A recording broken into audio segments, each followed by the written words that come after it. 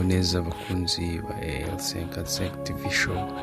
None ndagarutse kubagezaho inkuru yacu, inkuru yitwa inkuru ya mama. Uyu munsi rero tugiye gukomereza ahandi twagejeje ubwashize duherukana. Jane akanguka agasanga ari kwa muganga, ariko nawe ataramenya ahari. Nanone duherukana wa muhungu bari batubwiye ngo nari isudi ari ku kibuga cy'indege, tubona banze kumufasha. Reka rero dukomeze tumenye ngo byagenze gute, impamvu iri gutuma banga kumufasha ni iyihe, se Jane we bimeze bite. Reka dutangire rero.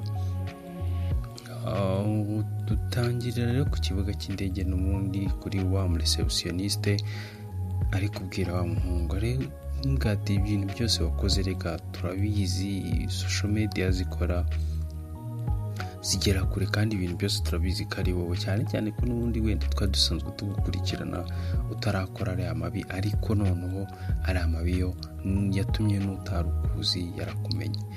Ubwo rero hari bamwe bari bakuzi ibyanga binoga kubera ibyo wari usanzwe ukora, ariko biriya byo wakoze noneho byatumye n'utifuzaga kukumenya, n'udashaka kukumenya, n'utaratekerezaga kubaho yahise akumenya. Ubwo navuga ko buri muntu wese ukoresha social media yabimenye, kuko ikintu kigera ku rwego rwo kugira ngo bafate umwanzuro bavuge ngo turagusezereye muri iki gihugu, tugwimibwene gihugu bwaho, ntabwo ukemereye kuhaba. Ntabwo ari ikintu cyoroshye ku buryo waza wijijisha. Rero twe turakuzi, nyine turakuzi, ibyo wakoze nabyo turabizi. Ubwo mu gihe bakiri aho ngaho nabo ari kwizunguza, ajya hirya ajya hino, avuga ati ibi ni ibikibugo mana yanjye, wambabariye byibura njye nkitahira. Mu gihe kiri aho ngaho rero haturutse umukobwa hirya, araza mu kumwegera, ewana yarafashe ikintu bita igi ararimukubita mu maso. Haba havuyeyo na bagenzi be, bisa nk'aho ari ibintu bapanze. Uri kumva kameme ku kibuga cy'indege ntabwo ari ahantu wapfa kuza ngo uhite uhabona ibyo bintu nyine biri direct, ariko nyine bisa nk'aho uri kumva bari bamuhaye deadline yuko atagomba kurenza iyo minsi akirimo aho ngaho. Bisa nk'aho rero nabo bamutegereje, baramwitegura, bamuteraguye amagi bundi. Noneho ubwo n'abandi bari babuze uko bamwataka, bababoneyeho ufashe icyo afasha kimutera, ugize ate, buri wese nyine icyo abonye arakimutera.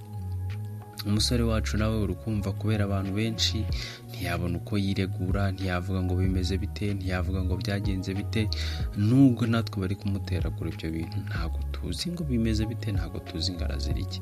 Ubwo rero bakomeje kumuteragura ibyo bintu, ageze aho yikubita hasi, uwuje agakandagira, uwuje akagira utena, bakavuga ati basi mureke nisobanure, mureke ngira ikintu mvuga. Ariko nyine uko byagenda kose nta kintu yabasha kuvuga, kuko uri kumva ari hasi. Ni urusaku rw'abantu benshi, umwe ari kuza avuga wakoze ibi, undi akandagira, undi agira ute, undi uri umuhemu, ati undi iti ababyeyi bura mwana nabo warabangije, ati baza ukuntu bazajya baca mu bantu, yibaza ukuntu uriya mwana ubuzima bwiwe bwangije, baza ukuntu azajya aca mu bantu. Ati wenda birashoboka ko wenda nawe wenda yaba yarakusheje, ariko wowe uri umuhemu. Ati niba ari biriya by'abantu bakoresha imbuga nkoranyambaga, biriya twarakubonye, nyine twabonye ubumuntu bwawe, twabonye ikintu, impamvu wari waraje kuvamo muri kino gihugu. Ati biriya ntabwo ari byo, ntabwo biriya wakoze ari by'umuntu nyine nyamuntu.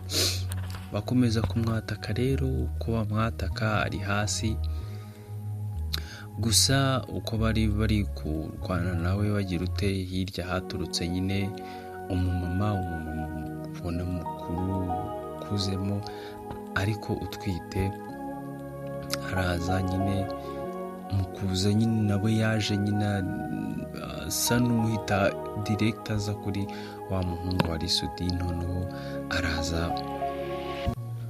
araza aramwegera nyine, bari bumvaga ko nawe nyine agiye gutangira wenda amukubita cyangwa se nawe agira ukundi kuntu amuhana. Yaraje nyine aramwegura, barangije baba baramwatatse, nawe baravuga ati ubwo uyu muhungu uzi ibyo yakoze, uzi ibintu ari, uzi impamvu ari muri ibi ngibi. Aravuga ati ntago wenda nitaye ku byo yakoze, ariko nanone nta mwese muri kumurusha iki, niba wenda yarafite n'ibyo yakoze. Abantu bari aho nyine b'abakobwa n'abandi bantu nyine, rukumva hariho abantu benshi ku kibuga, ariko abari bamwatatse rukumva hari abamwatatse, hari abatamwatatse, kandi uri kumva uko byagenda kose ikibuga cy'indege bari ahantu hanini, ntabwo nyine abantu bose bakwatakira rimwe, kuko niba bazi icyo harimo ababa batazi icyo wakoze, ariko nyine ababizi n'abari bateguye uwo mugambi nyine nibo bari bamwatatse. Ubwo mama araza aravuga ati ko byagenda kose rero ntabwo ibi bikwiye kuba. Yego nyine niba afite amakosa kandi ubwo ngubwo nawe ndakeka yayahaniwe. Baravuga ati we ntabwo uzi ibyo yakoze ntacyo. Aravuga ati rero ntabwo naba ntabizi, ndabizi pe, ndabizi ibyo yakoze, ndabizi ko atari n'iby'ikiremwa muntu yakoze, byibura wenda ngo namuvuganira, ariko uko byagenda kose ntawe uzi inkuru ye, ntawe uzi ukuntu bimeze, ntawe wigeze amuha umwanya wo kwisobanura. Twese twabonye ibyabaye, ariko ntawe uzi inyuma yiwe nyine ukuntu byagenze. Rero mu kuba tutazi ukuntu byagenze, nta mpamvu yo kugira ngo aka kanya tuze duhite dutangira tumushinje tugire gute. Oya, ibyo ntabwo twakwiye kubikora. Twagakwiye kumureka nyine, niba nawe ibihano bibona yabibonye, mu gihe tutazi inkuru ye tumureke, ibihano yabibonye, nawe yize isomo niba yabikoze abishaka cyangwa se biba byagenze bite. Byanga binoga rero reka tumureke nyine. Baravuga ati oya, ibi bintu ntabwo tubyumva. Ati se we kuri umubyeyi nkawe utwite umwana w'umukobwa, ati baze wenda ari nk'umukobwa, wenda nakibaze wenda utwite nk'umukobwa, nawe akazakorerwa ibintu nk'ibyo n'umuhungu yakoreye uriya mukobwa. Ati we nk'umubyeyi we wakumva umeze uti, uwo mwana wawe se we yakumva abaye azabaho ate? Mama aravuga ati ariko uko byagenda kose ntabwo twe tuzi ukuntu bimeze, kandi nanone ntabwo ari ngombwa ngo tubikore nyine wenda dukore nk'ibyo nawe yakoze, ahubwo twebwe tugira icyo tumurusha nyine. Igihano yakibonye, kandi ndakeka nta n'ibindi byinshi. Umumama rero mu gihe ari kuvuga gutyo, havuyemo n'undi mumama w'umukecuru, araza baramwigura, bamufata ukuboko, baramujyana, bamutanga tiketi, ibyangombwa bye byose bituma yinjira, baramwinjiza nyine, bamwinjiza mu ndege. Ku rundi ruhande rero twagarutse kuri Jane, twasize akangutse, ariko burya nyuma yo gukanguka yahise yongera asa n'uhwereyemo ukuntu, kuko yari atararuhuka. Ubwo rero bwarakeye mu gitondo hakiri kare, gusa bwakeye neza nyine kwa muganga. Nyine Jane yarakangutse, nyine akangutse, mu gukanguka asanga hari umumama umuryamye impande, umumama atazi nyine, kumva we ubwe ntazi aho ari. Noneho ahise abona n'undi muntu umuryamye impande atazi, ntabwo nyine ari kubyiyumvisha. Arangije aramukomanga, aramukora uti wowe urinde n'ubundi undi hano, ubundi urinde. Mansabi nawe aramubwira ati meze neza, wakangutse? Jane nawe arongera aramubwira ati meze neza. Ahandi se ni hehe byagenze bitewe uyu munsi ni kuwa kangahe? Mansabi aramubwira ati wowe tuza bigira ikibazo, uyu munsi ni ku cyumweru. Jane ati wimbeshya, reka none se ni ku cyumweru hageze hate? Ubundi se ndi hano kuva ryari? Jane nako mama Mansabi aramubwira ati ndi hano kuvesha mu gitondo sheri, ninjye nakuzanye hano, kandi wigira ikibazo nyine, wowe tuza nyine, tuza gerageza nyine, wikwigora ntabwo wari wamera neza. General Mugasi habaye iki byagenze bite nyine ni kutubuni naje hano. Noneho mama Nsabi aramubwira ntabwo yibuka se ukuntu byagenze. General avuga ati ase ubwo ngubwo ndibuka ko byanga binoga uyu munsi hari ku cyumweru, kandi ku cyumweru niko nagombaga kugira kuronshinga club yanjye. Nta kindi kintu nibuka rwose, nta kindi. None se ntuza mu majana mbwa, none se wibuka ibyakubayeho basi? Ese ubundi nta muryango ugira? Noneho Jena avuga ati oya, muryango wo ntawo habe. Nsabi nta numwe wibuka se basi muri abo? Noneho Jena avuga nta rwose nta muntu nibuka kuko ntawe ngira, nta nubwo ari kuvuga ngo wenda nuko wenda ntabibuka, ahubwo nuko ntawe nyine ntawe ngira. Aravuga ati ariko uko byagenda kose nta nubwo ndi kwibuka uko nageze hano, ubundi nageze hano. Noneho mama Nsaba aravuga ati twagutoye ahantu nyine tubona sinzi ukuntu byagenze nyine. Akiri kuvuga gutyo Jena avuga kose ibi nibi njyewe muntora. Mama Nsaba aravuga yego rwose twakuzanye hano tubona utameze neza, tubona nyine ufite ibibazo, rero niko kugufata tukakuzana hano. Ariko Jena mugate kusuri seriye avuga ati ariko rero uko byagenda kose ubwo nibyo, reka nyine ubwo nibyo nyine. Jena we urabona ko nyine we afite gahunda yo kuba yagenda nyine, we ntago ashaka kumva nyine, nta nubwo ari kumva ko ibyo byo kumutora bibaho. Bisa naho nyine wenda we ibintu byose ari kubyibuka, ariko ntago ibyo bintu byo kuvuga ngo bamutoye ngo ibiki, ntago nyine wiyibuka ibyamubayeho. We nyine bisa nkaho yari yafetinze kuko aribuka ko nyine yari afite gahunda uwo munsi, ariko ntago yibuka nyine ibyamubayeho, nta nubwo yibuka uko yageze aho ngaho. We ubwo ibintu ashobora kuba yibuka ni ibya mbere yuko afetinga nyine gusa, ariko nabyo ntago ari kubikurura nyine wenda kavuge ngo byagenze bita, ahubwo we ari kumva ibintu bari kumbwira ngo nagize ute. Ariko bisa naho wenda wari uko adashaka kubitekerezaho, ahubwo wenda ari uko nyine wenda yari afite bamubwiye ko ari ku cyumweru kandi yari afite gahunda. Ubwo rero yahise asa n'uhaguruka. Mama Nsaba aravuga ati waretse kutaramera neza. Jena aravuga ati oya ameze neza kandi mfite gahunda byanga binoga igomba gukorwa uno munsi, ubuzima bwanjye burahinduka nyine byanga binoga. Noneho mu gihe akiri aho ngaho yarahagurutse nyine, agiye haguruka hari avuga ati kuze ko ndi kumva ndi kubabara, byagenze bite ko ndi kumva nabasha kugenda. Mama Nsaba aravuga ati nibyo nakubwiraga, twakuzanye hano kandi uko byagenda kose twabona gusa n'umuntu wafashwe ku ngufu. Noneho nyine Jena araseka aravuga ati ibintu ntago byumva, uzi muri gukina bigenze bite ko numva ibyo bintu nabyumva, njyewe mfatwa ku ngufu byose birashoboka. Ariko mu gihe nyine nawe agitera intambwe yumva reka da, yumva nyine byanga binoga hari ikintu cyahindutse kuri we. Ubwo rero yahise avuga ati ibintu zikari ibya nyabyo we. Ariko mu gihe kiri kuvuga gutyo nyine, mu gihe ari gutangira kuvuga ati kusi bya nyabyo ibi bintu byabaye, mama Jena avuga ati twebwe twari tuvuye ahantu twiviriye mu rugendo, tukubona ahantu nyine umeze nabi wuzuye amaraso, kandi twageze hano kwa muganga bakomfirima ko wafashwe ku ngufu. Jena nyine mu kubyumva aravuga ati ntago mbyumva, nta nubwo bishoboka, ni gute ibyo bintu bibaho.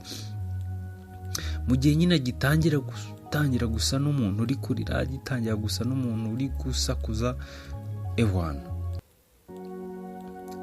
Ubwo ni naho Nsabi nawe yinjiye aje kugemurira mama wiwe yaraye aho ngaho, ntabwo yigeze arya, ntabwo yigeze agira ati yaramuzaniye ibya mu gitondo nyine ngo arye. Nawe mu kuza nyine akinjira azavuga mama umeze ute, ntabwo arakanguka. Mu gihe nyine akinjira akivuga gutyo,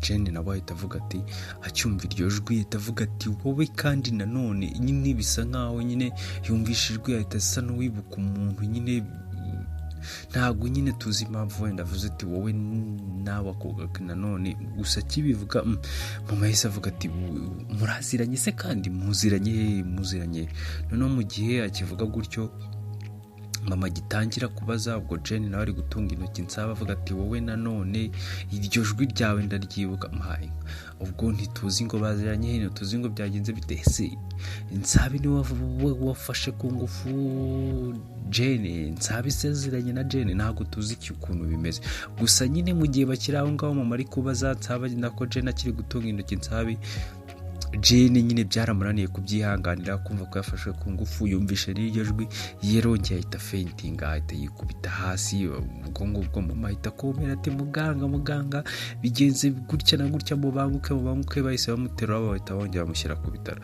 Ese bimeze bite ubundi hano? Ese Nsabi aziranye na Jane? Reka dukomeze nyine tuzaba twumva uko bimeze. Hagati aho ngaho rero tuvuye ku bya Jane twagarutse ku kibuga cy'indege, muri ya ndege nyine wa muhungu arimo yaragiye yicara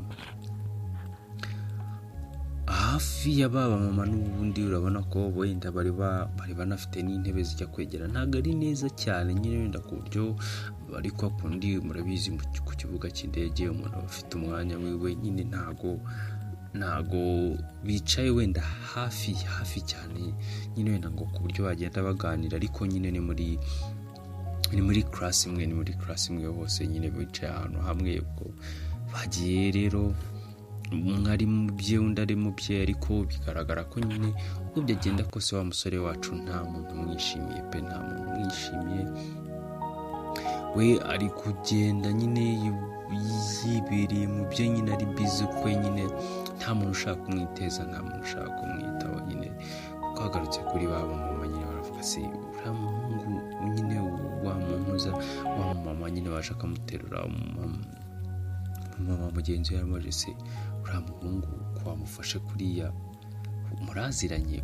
Maravuga ati we ntabwo tuziranye bigiye kure, nuko nyine naje ngasanga ari guhohoterwa, tiyego wenda nubwo wenda yaba yarahohotewe umukobwa, nubwo yaba yaramwambuye agaciro kiwe, ariko natwe ntabwo ari ngombwa ngo dukomeze ibintu, tugende tubigira ibintu bitabaho, tugende nawe tumuremereze ubuzima. Uko byagenda kose yarabikoze abishaka, yarabikoze atabishaka, niba wenda atari umuntu yakoresheje, ariko natwe ntabwo dukwiye kubura ubwo bumuntu natwe ngo tumwambure ubumuntu bwiwe. Yego dukwiye kubabara tukavuga ati wakoze ibiki n'ibiki, ariko uko byagenda kose nawe ni umuntu rero, kandi igihano ndakeka yakibonye, kugira ngo bavuge ngo dufashe ahantu bakura ibyo kurya ibiki ubuzima bwawe, inshuti yari amaze kugira hano, abantu yari amaze kugira hano, abo bantu nyine asize inyuma, tukamufata tugahita tuvuga ngo nyine igihugu kikamufata kikavuga ati we ntabwo cyemerewe kuba hano kubera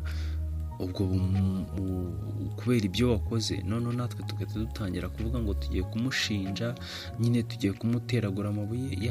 Ntabwo byaba ari byiza pe, ntabwo byaba ari byiza uko byagenda kose.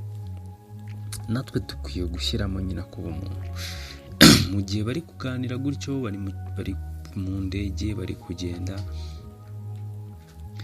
indege yaratangiye nyine, indege iri kugenda nabi, ariko nyine uko byagenda kose bari mu ndege nyine bari kugenda. Noneho twagarutse kuri wa muhungu ari kureba ku mbuga nkoranyambaga ze, ibitutsi ibiki, bamwita inyamaswa, abandi bagira gutya na gutya.